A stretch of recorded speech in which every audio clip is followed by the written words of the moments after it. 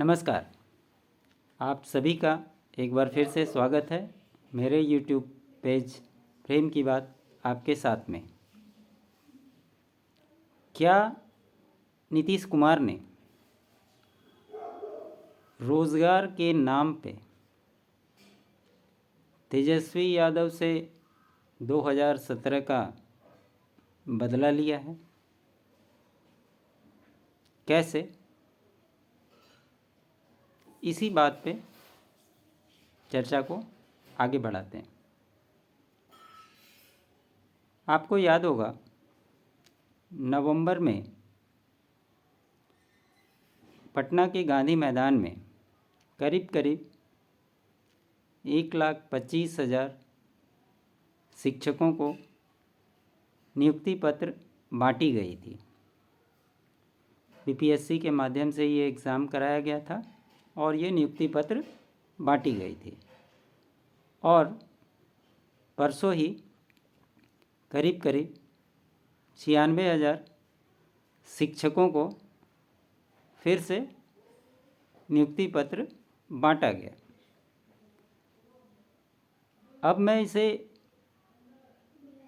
क्यों कह रहा हूँ कि ये नीतीश कुमार का बदला लग रहा है, इसको आप ऐसे समझिए। जब सरकार बनी थी उस समय और 2020 का जो चुनाव हुआ था विधानसभा का, उस समय अपने हर एक रैलियों में तेजस्वी यादव ने ये कहा था कि हमारी सरकार बनेगी तो मैं पहली कलम से 10 लाख रोज़गार दूंगा। और संयोगवश सरकार तो उनकी नहीं बनी, लेकिन बैकडोर से ही सरी जो सरकार अभी बनी, तो उन्होंने एक प्रयास अपने विभाग के द्वारा किया। और आप ये भी देखिए कि रोज़गार किस विभाग में सृजित हुआ। शिक्षा और स्वास्थ्य, और ये दोनों विभाग किसके पास हैं? तेजस्वी यादव के पास हैं। तो क्या तेजस्वी यादव को इसका क्रेडिट नहीं मिलना चाहिए? भले ही वो मुख्यमंत्री न बन पाए, उप मुख्यमंत्री ही इस सरकार में हैं, लेकिन कहीं न कहीं नौकरी देने की जो बात उन्होंने की थी, उसकी शुरुआत उन्होंने अपने विभाग से की और उसी का नतीजा है कि करीब 2,17,000 शिक्षकों को अभी तक नियुक्ति पत्र सौंपा गया। आप इससे पहले भी कई सरकारी कार्यक्रमों में, इवन उनके अपने विभाग के कार्यक्रम में भी वो उपस्थित नहीं रहते थे। और कोई भी सरकारी विज्ञापन को अगर आप उठा करके देखेंगे तो उनकी तस्वीर कहीं नहीं दिखती है। कल राजद के प्रवक्ता मृत्युंजय तिवारी का एक बयान आया कि सरकार में वह भी उतने ही हिस्सेदार हैं जितनी जनता दल यूनाइटेड है। और अगर किसी विभाग की चर्चा होती है, उसके द्वारा कोई भी कार्यक्रम होते हैं, तो निश्चित तौर पे उसका श्रेय उस मंत्री को मिलना चाहिए, उसका श्रेय जिसने उसका प्रयास किया उसको मिलना चाहिए, लेकिन क्या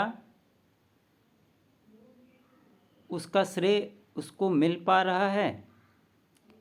आखिर ऐसा क्यों? कल नीतीश कुमार के ट्विटर हैंडल से उन्होंने जो पोस्ट किया उसमें उन्होंने लिखा, रोजगार मतलब नीतीश कुमार। क्या नीतीश कुमार अभी उन्हें रोजगार की याद आई? वो पिछले 18 साल से बिहार में मुख्यमंत्री हैं, तो अचानक से आज ही उन्हें रोजगार की याद क्यों आई? और उसकी क्रेडिट वो सिर्फ अपने आप को दे रहे हैं। उन्होंने कहीं पे भी तेजस्वी का जिक्र नहीं किया। लेकिन एक और ट्वीट अगर आप तेजस्वी यादव का देखेंगे तो उन्होंने स्पष्ट तौर पे अपने प्रयासों को दिखाते हुए नीतीश कुमार के साथ अपने पिक्चर को साझा किया है और वो सरकार को उसका क्रेडिट दे रहे हैं। इसका मतलब ये तय है कि वो तो सिर्फ अपने आप को क्रेडिट नहीं दे रहे हैं, लेकिन नीतीश कुमार जिस प्रकार से किसी भी कार्यों का पूरा श्रेय अपने आप को देते हैं, उसी प्रकार से आज जो नौकरियां बांटी गई उसका भी श्रेय वो खुद ले रहे हैं। रोजगार का मतलब सिर्फ कुछ लोगों को नियुक्ति पत्र बांट देना, शिक्षा में दे देना, ये कोई बहुत बड़ी बात नहीं है। हर किसी को पता है कि यहाँ पे शिक्षा की स्थिति क्या है। एक एक क्लासरूम में 5-6 क्लास चलते हैं, एक ही टीचर सारे सब्जेक्टों को, सारे क्लासों को अटेंड करता था। तो निश्चित तौर पे वहाँ पे ज़रूरत शिक्षकों को थी। तो आप आज उन शिक्षकों की पूर्ति अगर आप कर रहे हैं, कोई एहसान का काम तो कर नहीं रहे हैं। और जिस प्रकार से बिहार में शिक्षा स्वास्थ्य की स्थिति है, या किसी भी सेक्टर में जो स्थिति यहाँ पे बदहाल है, ये किसी से छुपा नहीं है।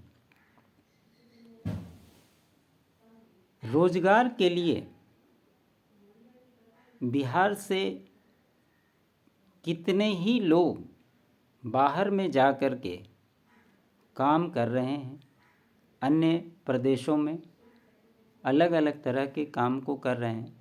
आपने देखा होगा कोरोना काल में कई सारे लोग वापस आए थे।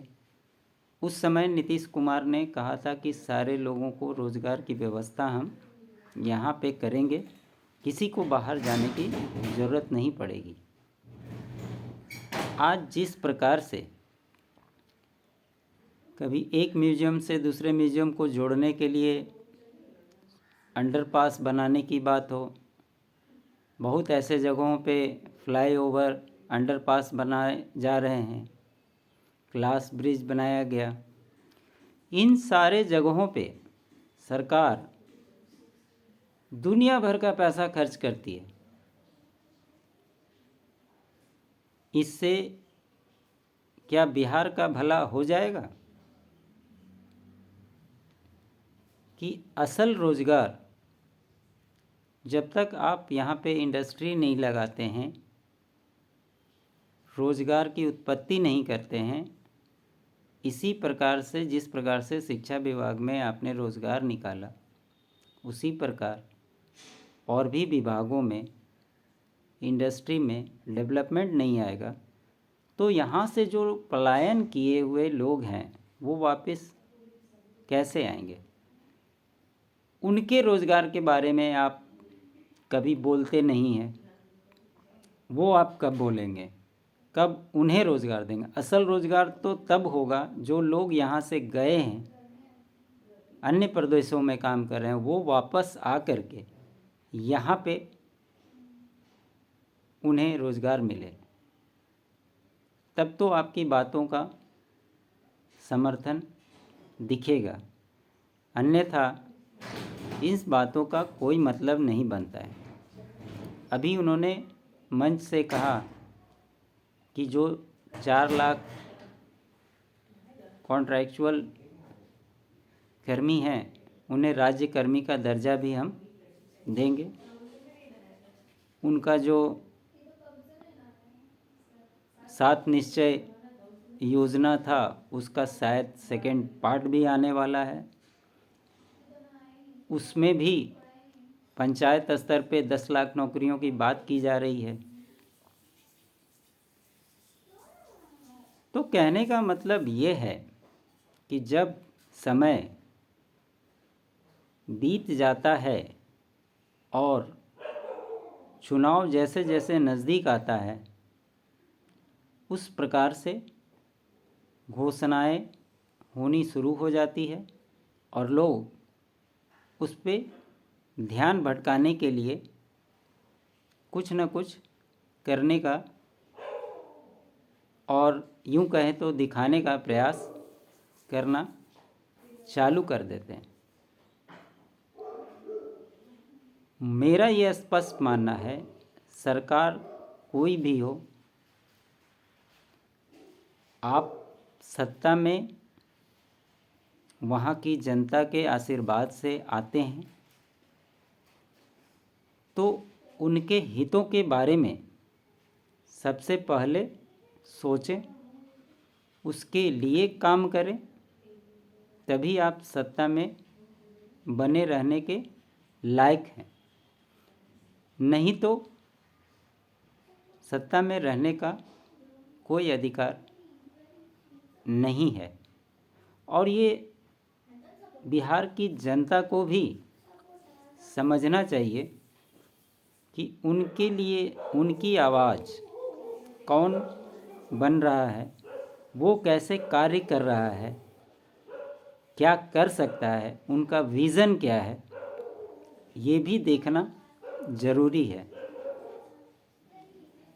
आज ये भी एक सवाल उठता है कि लालू यादव ने मुख्यमंत्री रहते हुए जो एक नेता के तौर पे अपने आप को बिहार में प्रतिष्ठित किया, जिसके वजह से वो 15 साल मुख्यमंत्री रहे, और कहीं ना कहीं वो विरासत तेजस्वी यादव को मिली, जो वहाँ से उन्होंने अपने काम को आगे बढ़ाया। ऐसा हर किसी के साथ नहीं होता।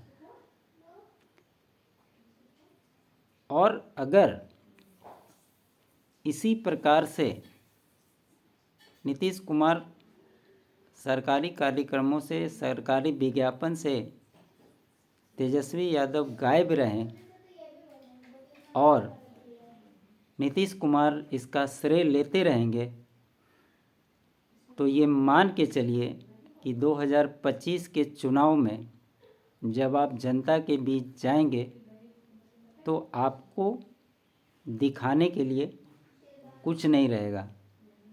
कार्य आपके द्वारा किया हुआ भी अगर कोई दूसरा श्रेय ले रहा है और आप अपनी आवाज़ नहीं उठा रहे हैं, तो फिर आप अपनी आवाज़ कब उठाएंगे? अपने किए हुए कार्यों का श्रेय लेना कहीं से भी गलत नहीं है। इसलिए अब तो कम से कम आवाज़ को उठाएं और अपना काम करें। बहुत बहुत धन्यवाद।